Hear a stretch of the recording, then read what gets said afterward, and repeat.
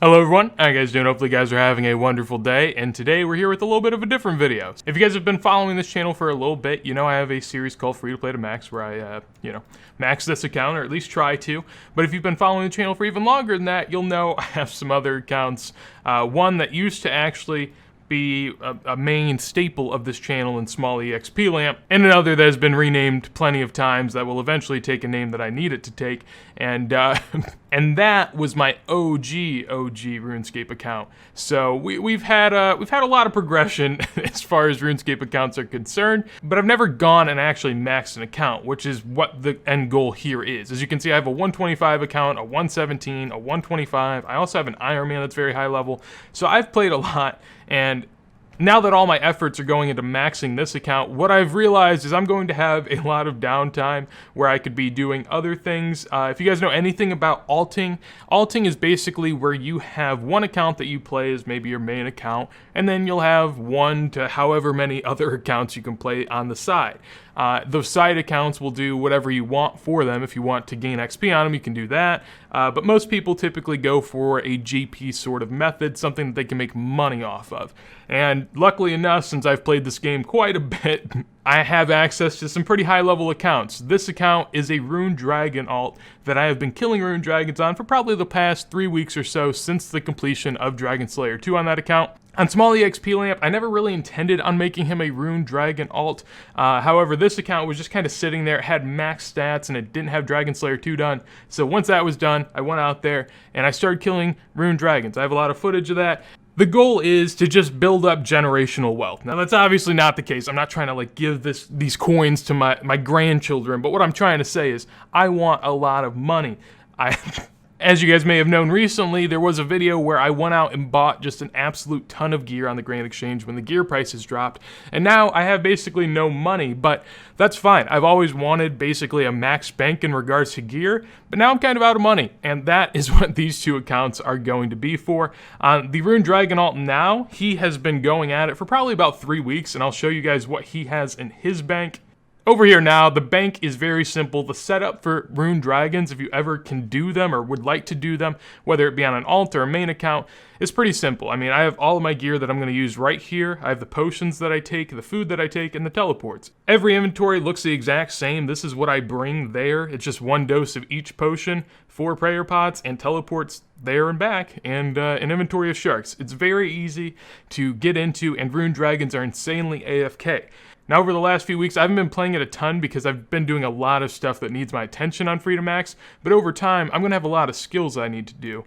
In the last few weeks alone, not putting in too much work, I was able to get 74 mil in total in the bank tab, and that's obviously sick, but the problem that I ran into was that I bought like 10,000 sharks, like maybe 2,000 prayer potions, I think, and I thought this was going to last me forever. That is by no means the case. So on this account, I'm going to go ahead and throw the 75 mil that I have here into supplies that I can then use. Because I never thought I was going to have to put that much into it. But honestly, it seems like for every GP you put into supplies, you probably get about 10 GP back. So if I put 74 mil into supplies, I should be getting about 740 mil back from my estimations. And that is what I'm going to do right now. As we can see by the loot tab, like the kills here are pretty sick. I've killed 1.9k and I've gotten 74 mil total. Comes out to about 39k per kill, which is very nice. I've also gotten a little unlucky on Dragon Limbs, but not too much, so that would affect it a little bit. The only thing on this account that I don't have access to is Dragon Javelin Heads. I cannot get them as a drop because I have not done Monkey Madness 2, which is a little depressing, but I'm not going to do that quest solely so I can get Dragon Javelin Heads, because instead of getting them, I'll just get a different drop. It's not too big of a deal.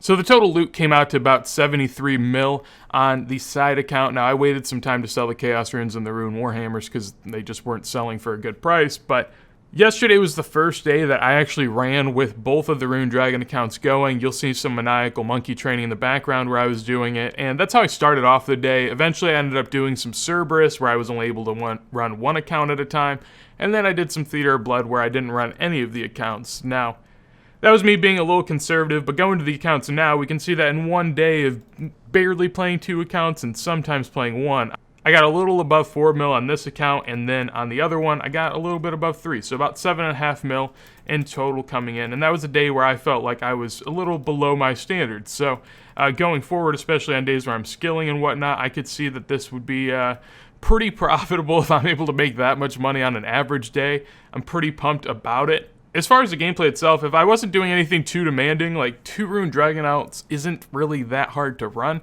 because Rune Dragons are just really AFK to kill. It's kind of strange. They make a lot of money and they're very AFK, so this is a method I could find myself enjoying. Now, as far as the total supplies that I've now gotten, this is my main account. Now, I did put another 25 mil on the side account. I rounded off that 73 mil loot tab to a little above 100 just because I wanted to kind of have these both in the same spot.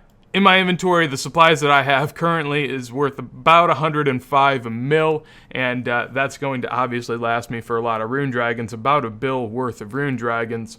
And the same goes for the other account where I have about 106 mil worth of supplies as well. So some big moves to be made definitely here. Now, if you're wondering what I plan on doing with the cash as I go forward, it would ideally be for like a side fund of just purely separate cash where I can invest it and flip. Now, flipping would probably happen later.